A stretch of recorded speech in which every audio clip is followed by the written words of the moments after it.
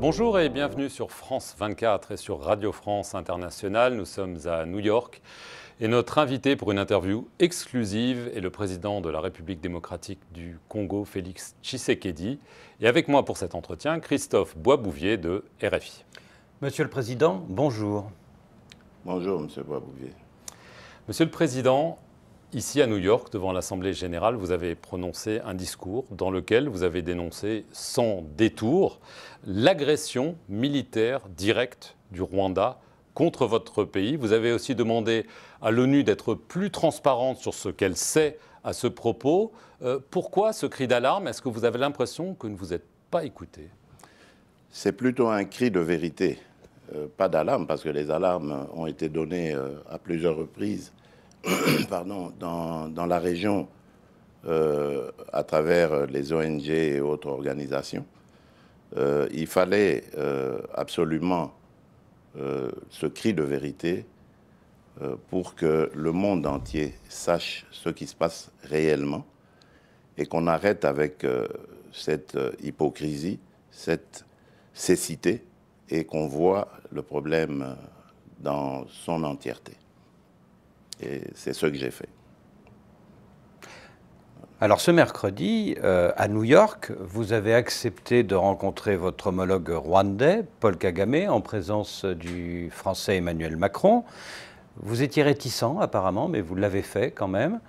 Le principe d'un retrait des rebelles de Bunagana a été acté, mais on se souvient que la rencontre précédente avec Paul Kagame, c'était à Luanda le 6 juillet, ça n'avait donné aucun résultat. Est-ce que cette fois-ci, vous avez un calendrier pour ce retrait? Bon, d'abord, il faut que je précise par rapport à l'initiative française, vous savez, c'est la France qui préside le Conseil de sécurité en ce moment. Et le président Macron avait pris contact avec les deux chefs d'État, donc avant l'Assemblée générale, pour qu'on prenne rendez-vous ici à New York et qu'on parle de ce sujet. Donc, de ce côté-là, il n'y avait aucune objection de ma part. Et puisque je vous ai dit que mon but ici était de venir lancer un cri de vérité, j'ai continué sur cette même lancée dans cette réunion que nous avons eue autour du président Macron, le but étant d'obtenir, dans un premier temps, le cessez-le-feu et le retrait inconditionnel de Bunagana des M23, mais ensuite de rentrer dans le processus de paix tel que nous l'avons décidé à Nairobi, c'est-à-dire avec la fin totale des violences à l'est de mon pays. Et bon, en termes de calendrier, il n'y a pas vraiment un calendrier précis, mais il dépendra du déploiement de la force régionale qui est en train d'arriver. Le Burundi est déjà là, le Kenya, c'est pour bientôt, et la situation se clarifiera à ce moment-là.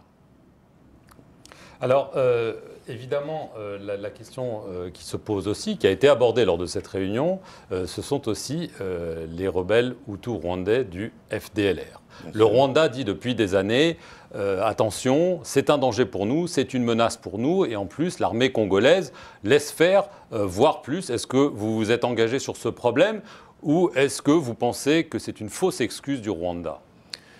C'est une fausse excuse, mais par rapport à ces accusations, je trouve que le Rwanda est de mauvaise foi et qu'il utilise souvent ce prétexte pour justifier ses incursions en République démocratique du Congo. Depuis que je suis à la tête de mon pays, nous avons rapatrié à 2 reprises des centaines de combattants des FDLR. C'est quand même une preuve de bonne foi. Et aujourd'hui, les FDLR, c'est une force résiduelle qui ne menace plus la sécurité du Rwanda. Vous avez dit. Elle ne menace plus la sécurité du Rwanda, en tout cas. Les FDLR sont plus un problème pour nous, Congolais, que pour les Rwandais. J'en veux pour preuve l'assassinat de l'ambassadeur d'Italie en République démocratique du Congo au mois de janvier de l'année dernière, M. Luca Attanasio, qui avaient été tués par des FDLR, qui sont devenus aujourd'hui des coupeurs de route, des bandits de grand chemin, et qui n'ont plus d'idéologie politique visant à regagner le pouvoir à Kigali. Donc c'est un faux prétexte. La vérité, elle est ailleurs, et c'est ça que le Rwanda doit dire. Voilà. Le Rwanda accuse aussi un certain nombre d'hommes politiques congolais et d'autorités locales de tolérer, voire d'encourager des attaques contre des populations tutsis congolaises. Quelles mesures vous comptez prendre pour empêcher que cela continue, notamment sur les réseaux sociaux et quelquefois dans la rue? Les mesures ont déjà été prises par la Constitution. Notre Constitution est très claire là-dessus. Elle condamne de manière claire toute allusion à de la ségrégation, à de la xénophobie, à du tribalisme. Ça n'existe pas dans notre pays en théorie. En pratique, lorsque c'est arrivé, parce qu'il y a eu quelques dérapages dans ce sens. À Kindu, par exemple. Nous avons immédiatement pris des mesures et sanctionné les coupables. Nous ne tolérerons jamais de discours séparatistes, ségrégationnistes, xénophobes contre quelque communauté que ce soit des communautés congolaises ou étrangères vivant au Congo. Donc, dans le Congo que je dirige, c'est un fléau qui est appelé à être éradiqué. Et quiconque va se faire le chantre de ce genre de discours sera puni et de manière très sévère. Donc de ce côté-là, je ne veux pas qu'il y ait d'ambiguïté. Je l'ai dit d'ailleurs du haut de la tribune des Nations Unies, le Congo n'est pas et ne sera jamais un État génocidaire. Alors, pour contrer les groupes armés qui sévissent dans l'est de la RDC, vous l'avez abordé tout à l'heure, vous avez accepté, avec l'accord de la communauté des États d'Afrique de l'Est, le déploiement d'une force multinationale dans la région. Il n'y aura pas le Rwanda. Non, oui. Il n'y aura pas le Rwanda, mais il y aura d'autres pays, vous en avez mentionné certains, mais il y aura aussi par exemple l'Ouganda. Et on sait que lorsque l'Ouganda est rentré dans ces régions-là par le passé, elles ont laissé un souvenir, les troupes ougandaises ont laissé un souvenir parfois sanglant. Est-ce que vous ne craignez pas que la population n'accepte pas cela? Oui, c'est possible. Mais il faut dire qu'en ce moment, nous sommes dans des opérations mutuelles avec les forces ougandaises. Donc ça aurait été un petit peu hypocrite de dire que l'Ouganda ne vienne pas, alors que l'Ouganda est déjà présent en République démocratique du Congo et lutte à nos côtés pour neutraliser les ADF. Donc l'Ouganda sera là dans une moindre mesure par rapport au Kenya, au Burundi et à la Tanzanie, par exemple. Mais c'est parce que c'était déjà une réalité, c'était un fait qu'on ne pouvait pas nier. Alors quand est-ce que cette force sera totalement déployée et combien d'hommes seront sur votre sol? Mais je vous ai dit que la force est en train d'être déployée. Les Burundais sont là déjà dans le sud Kivu. Les Kenyans sont, à mon avis, c'est une question de jours. Ils vont d'ailleurs, pour votre information, entrer par Bunagana. Donc ça se déploie petit à petit en fonction des moyens aussi. C'est pour ça que nous étions ici aussi et que nous avons pris des contacts. C'était pour sensibiliser les bailleurs de fonds afin d'accompagner cette force régionale. Et donc si les Kenyans tombent sur le M23 à Bunagana? Ben voilà, vous savez ce qui va arriver au M23. Depuis plusieurs mois, dans l'est du Congo, les casques bleus de la MONUSCO sont violemment pris à partie par les populations qui les accusent de ne pas les protéger. Il y a eu des morts en juillet. Dimanche, Antonio Guterres, le secrétaire général de l'ONU, a reconnu sur nos antennes que la MONUSCO était moins armée que le M23. Est-ce que vous demandez un retrait accéléré de cette MONUSCO avant l'année 2024 ? Bon, d'abord, permettez-moi de dire que c'est vraiment avec peine que nous avons vécu ces événements malheureux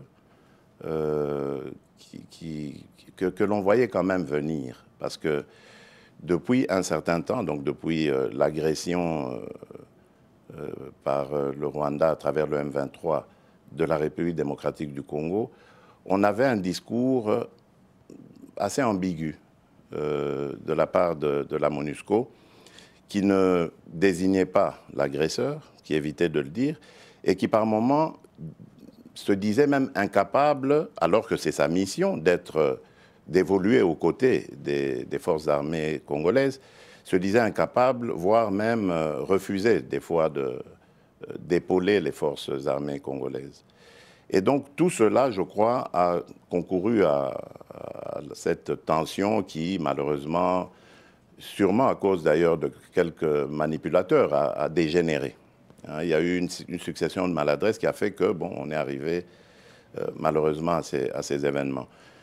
Et cela doit nous faire réfléchir justement sur la mission, le rôle de la mission onusienne au Congo. Et c'est à ça que j'avais invité le secrétaire général, lorsque je l'ai rencontré ici, Guterres, à faire comme exercice. Nous devons regarder le rôle que la MONUSCO doit jouer, parce qu'il lui reste très peu de temps, et pouvoir ainsi faire partir la MONUSCO sur une note beaucoup plus gaie, beaucoup plus honorable que celle auquel nous avons assisté en ce moment. Donc pas de départ accéléré. Il n'y a pas encore de calendrier de départ comme tel, mais je pense bien que la MONUSCO devra partir avant le délai prévu, c'est-à-dire 2024. À mon avis, au-delà des élections de décembre 2023, je crois qu'il n'y aura plus de raison que la MONUSCO... Donc la MONUSCO resterait jusqu'à la fin des élections et partirait après. À mon avis. Mais ça, je mentirais si je vous disais que c'est quelque chose qui a été convenu. Il n'y a pas encore eu de discussion sur la question. Mais je crois que de part et d'autre, on a compris qu'il faut réfléchir très sérieusement à la question. Et d'ailleurs, c'est peut-être ici l'occasion de saluer les interventions du Premier ministre belge Alexander De Croo et du président polonais qui ont attiré l'attention de la communauté internationale sur la question congolaise et sur la nécessité de régler le rôle de la mission onusienne en République démocratique du Congo. Et je crois que c'est dans ce sens qu'il faut aller.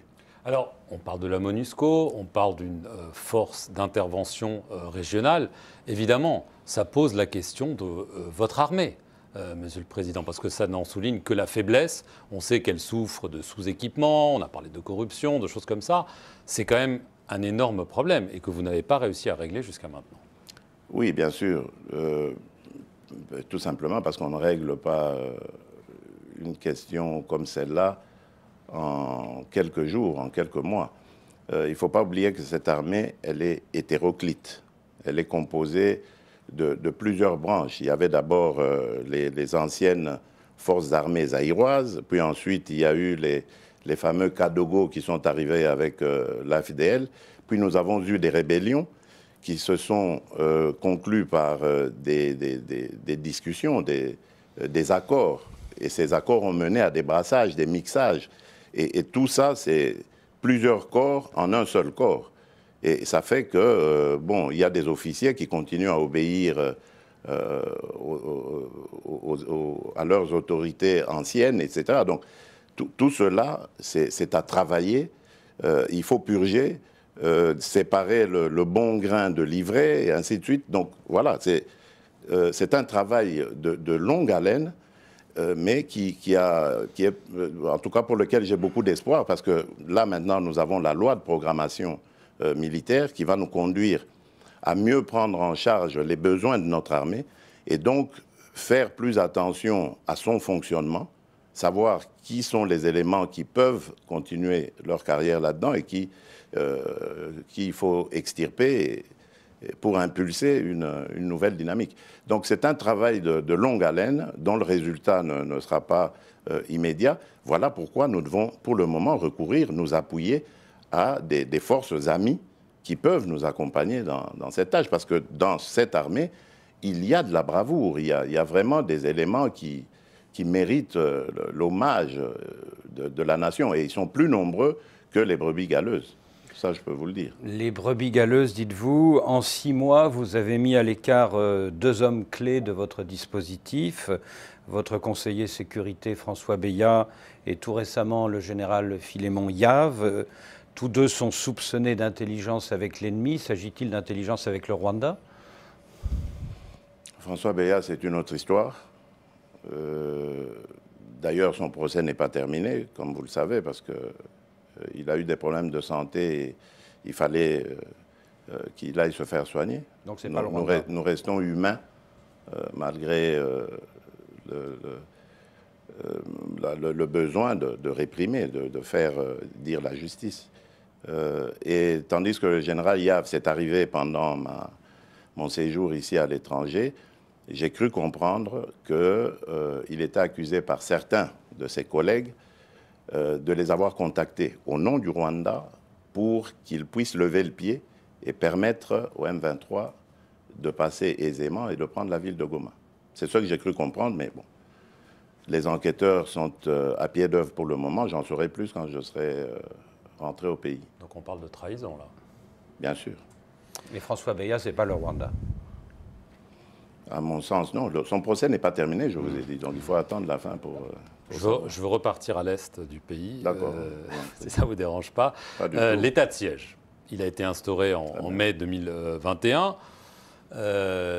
Si on regarde bien, les résultats ne semblent pas là. En tout cas, ils se prolongent. Pourquoi? Qu'est-ce que vous attendiez comme résultat? Qu'il y ait moins de violence, que les groupes armés sévissent moins. Ça fait une vingtaine d'années qu'il y a de la violence. Pourquoi est-ce que vous avez, vous, un baromètre comme ça sur lequel vous savez mesurer quand est-ce qu'il y a eu plus ou moins de violence? Non, je ne crois pas. Est-ce que vous avez un premier bilan à nous donner? Ben oui, mais je crois déjà que les groupes mafieux ont été pour la plupart neutralisés.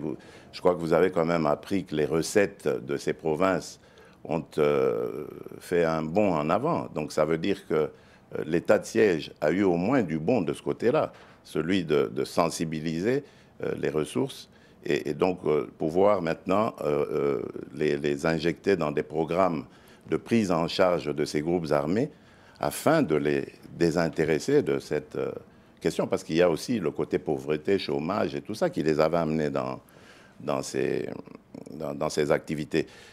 Il y a en Ituri, par exemple, plusieurs groupes armés mono-ethniques qui se battaient justement pour des raisons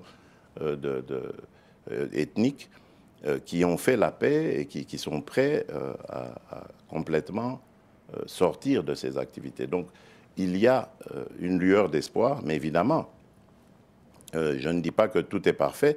Ça ne pouvait pas non plus l'être. Moi, je ne me faisais pas d'illusions. On est dans une zone où il y a eu une vingtaine d'années de violence et de mafia et tout ce que vous voulez. Ce n'est pas en un an qu'on allait mettre fin à tous ces fléaux.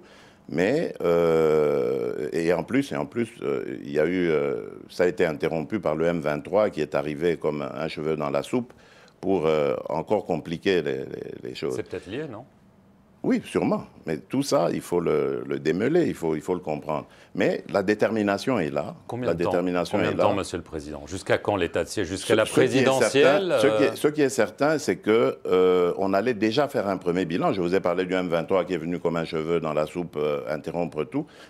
On allait, avant les vacances parlementaires qui viennent de se terminer maintenant, donc au mois de juin, on avait prévu une table ronde avec les élus, la société civile locale, pour voir ensemble et évaluer vraiment de manière franche la situation de l'état de siège. Malheureusement, on a dû tout interrompre pour faire face d'abord à cette agression. Et je crois que si avec Bunagana ça se résout, on pourra revenner sur ce débat-là. Et voilà. Ce sera avant la présidentielle quand même? Oui, bien sûr. Il faut pour que les gens sachent. Je vous ai parlé d'élections tout à l'heure quand j'évoquais la MONUSCO, le départ de la MONUSCO. Je crois que les élections seront... En tout cas, moi, je n'ai aucune raison, je ne suis pas à la CENI, mais je rencontre souvent, enfin quelquefois, le président de la CENI, et parce que je veille à ce que l'accompagnement de l'État soit là, surtout au niveau des finances. Et à chaque rencontre que j'ai avec lui, je lui pose toujours la même question. que j'appelle maintenant question traditionnelle, c'est-à-dire est-ce que les élections seront organisées dans les délais? Il m'a dit il n'y aura aucun problème. Donc je n'ai pas de raison de douter de lui, c'est lui l'expert. S'il le dit jusqu'ici, moi mon travail c'est juste de veiller à ce que le ministre des Finances fasse le sien aussi en donnant les ressources nécessaires pour faire avancer le processus. Oui, mais tout de même... Donc, je pense que ça devrait aller. Oui, mais tout de même, Monsieur le Président, il y a ce rapport du PNUD révélé par Africa Intelligence qui dit que le scénario d'un report est désormais probable. Il y a le fait qu'il n'y a pas de calendrier électoral encore pour l'instant. Faites très attention à ce qui a été publié là. Faites très attention parce qu'il y a eu beaucoup de manipulations. J'ai vérifié auprès des responsables du PNUD eux-mêmes. Ils n'ont pas affirmé cela. Ils m'ont dit très clairement qu'ils n'ont jamais émis d'avis pessimiste. Jamais. Donc ça, c'est une récupération qui est sûrement l'œuvre de nos opposants. Hein. Et aujourd'hui, on sait comment on peut manipuler les médias et tout ça. Donc voilà, c'était ça le but. Mais il n'y a pas de Parce qu'il y a des forces obscures en République démocratique du Congo qui ne veulent pas de ces élections. Si vous voyez ce qui se passe, par exemple, à l'Ouest aujourd'hui, qui ressemble presque comme deux gouttes d'eau aux violences qu'on voit à l'Est. Dans le Maï-Dombé. Ben voilà, donc c'est clair. Mais il n'y a pas de calendrier. Il y a une main noire qui veut saboter. Le calendrier viendra. Ce n'est pas le calendrier qui... on est à plus d'1 an encore des élections. Ce n'est pas le calendrier qui va faire les élections. Ce sont les électeurs. Il faut les enrôler. Voilà, c'est ça qui est plus important pour moi. Le calendrier, on peut le faire... en dernier lieu, en dernière minute. Alors, l'opposition... Oui. L'opposition vous accuse d'avoir placé à la tête de la commission électorale, la CENI, et à la tête de la Cour constitutionnelle des hommes à votre main, et donc de vouloir verrouiller le scrutin et être sûr d'être réélu, parce qu'on sait que vous allez vous représenter. Je trouve que c'est une insulte à l'intelligence de ces deux grands hommes, et je ne suis pas le seul à le dire. Le background de Denis Kadima, par exemple, en termes d'élection, n'est pas... C'était le meilleur, d'ailleurs. Il avait le meilleur profil de tous les candidats présidents. Donc, je ne suis pas le seul à le dire. Et je crois qu'aujourd'hui, cette question est vidée parce que même cette fameuse opposition reconnaît en lui sa valeur. Et tous nos partenaires ont aussi adoubé... l'individu, donc il n'y a plus de raison de douter de ça. Quant au président de la Cour constitutionnelle, il a été choisi par ses pairs, ce n'est pas moi. Donc c'est un faux procès que l'on me fait en m'accusant d'avoir placé quelqu'un. D'abord, ce n'était pas mon homme de main, je ne le connaissais pas. Avant qu'il soit président, je ne le connaissais pas du tout. Je l'ai connu juste au moment où il a été nommé à la Cour constitutionnelle. Donc, avant ça, je n'avais jamais eu de contact avec lui. On peut le vérifier. Votre bilan, depuis 3 ans et demi, est fortement critiqué par l'opposition. L'arrestation, c'est ça, la démocratie. L'arrestation, il y a quelques semaines, de votre ancien compagnon UDPS, le député Kabound, suscite beaucoup d'interrogations. Alors, vous êtes... Des interrogations sur sur la raison. Il a été arrêté pour offense au chef de l'État, mais beaucoup s'interrogent sur le fait qu'il soit en prison pour ce délit. Et est-ce qu'il ne faudrait pas qu'il soit éventuellement placé en résidence surveillée? Ça, c'est à la justice de voir. Moi, je ne suis pas cette affaire. Vous êtes donc candidat en 2023, mais est-ce que des opposants, des personnalités comme Martin Fayoulou, qui continuent de revendiquer la victoire de 2018, comme Moïse Katumbi, comme qui sait un candidat pro-Kabila, sans parler de Matata Ponyo, est-ce que ces gens-là ne risquent pas de vous mettre en difficulté sur le thème « il faut sortir le sortant, il faut un changement » ? C'est le peuple qui décidera. Pourquoi est-ce que vous voulez que moi je me mette à spéculer sur... je ne suis pas Dieu le Père. Je ne connais pas l'avenir. Moi, je vis au quotidien et j'écoute mes compatriotes et essaye, dans la mesure du possible, de répondre à leurs besoins, à leurs revendications. Le reste appartient justement à ce peuple. C'est lui qui décidera, le moment venu, de qui peut présider à Mais vous sa semblez destinée. confiant, vous pensez que... Moi, je suis très confiant. Mais qu'est-ce qui vous rend confiant, justement, face à toutes ces critiques que vous essayez de la part? Les réalisations, nous en avons fait énormément. Regardez notre budget, regardez la gratuité de l'éducation. Aujourd'hui, nous sommes à la gratuité de la santé. Les infrastructures sont en train d'être construites. Et il y a ce fabuleux et ambitieux programme de développement à la base, c'est-à-dire de développement des 145 territoires, qui fera date, dont le PNUD d'ailleurs a dit que c'était le plus beau programme de toute l'existence du PNUD. On n'a jamais vu ça. Et il permettra à la République démocratique du Congo d'atteindre 12 des 17 ODD. Donc c'est pour vous dire que nous travaillons pour notre peuple, nous sommes au service de notre peuple. Évidemment, ce pays, il revient de loin. Monsieur Boisbouvier, ce n'est pas à vous que je vais décrire l'image que la République démocratique du Congo avait dans le concert des nations. Ne fût-ce que pour entendre la voix de la République démocratique du Congo, c'était impossible. Le pays était devenu aphone. À une époque, oui. Et nous avons réussi à ramener le pays à l'agenda international. Aujourd'hui, on parle de la RDC, on parle de nous comme pays solution au niveau environnemental. On parle de nous comme pays d'avenir, parce que nous avons une jeunesse formidable, ingénieuse, qui est prête, qui est très dynamique, prête à servir. Il faut simplement encadrer tout cela. Et c'est à cela que nous attelons. Et nous sommes convaincus que les choses, le moment venu, vont être appréciées par nos compatriotes et ils nous renouvelleront leur confiance. Donc il n'y a vraiment pas d'inquiétude de ce côté-là. Excusez-moi, j'ai juste une... C'est pour ça que l'opposition a peur d'aller aux élections, d'ailleurs. J'ai juste une petite question sur quelque chose que vous avez dit qui m'a intrigué. Vous avez parlé d'une main noire. Oui, bien sûr. Mais vous parlez quoi? De possibles coups d'État, de déstabilisation? Bien sûr, mais il y a ça. Par des puissances étrangères ou non, oui et non. Enfin, on est en train d'élucider la question. Les arrestations que vous voyez là, dont on a parlé dans l'armée, ne sont pas le fait du hasard. Il y a réellement une main noire. Poser la question à notre gouverneur, la nouvelle gouverneure de Mai-Ndombe, qui suit la question de cette insécurité de très près, que j'ai reçue juste avant de venir, elle en parle. Le gouverneur du Kwango aussi, donc ils en parlent. Parce que de ce côté-là, on n'a jamais vu ce genre de fait. C'est vrai que les cohabitations entre communautés ont de tout temps posé des problèmes, même dans les pays à tradition démocratique, c'est arrivé.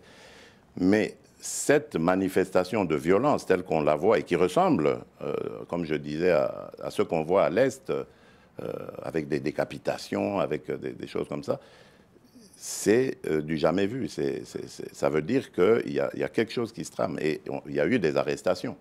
On a par exemple arrêté des gens qui ne parlent aucune des langues nationales, ni de dialecte du pays, et qui parlent une langue étrangère. Laquelle? Les enquêtes nous le diront le moment venu. Et d'où l'arrestation de François Béat? Ah non, ça c'est...